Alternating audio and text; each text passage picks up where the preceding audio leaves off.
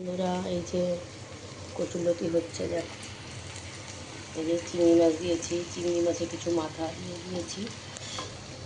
এই যে এই চিংড়ি মাছে যতগুলো মাথা ছিল সব মাথা দিয়ে দিয়েছি। এই দেখো মাথা,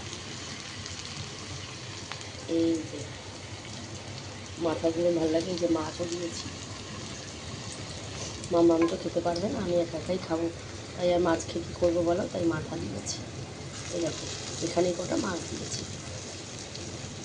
গুনে গুনে 5-6টা মাছ পাওয়া যেতে পারে।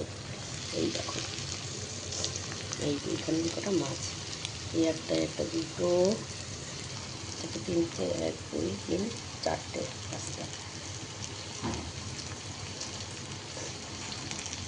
এই যে 5-6খানা মাছ দিয়েছি আর মাথা এত গাদা গাদা।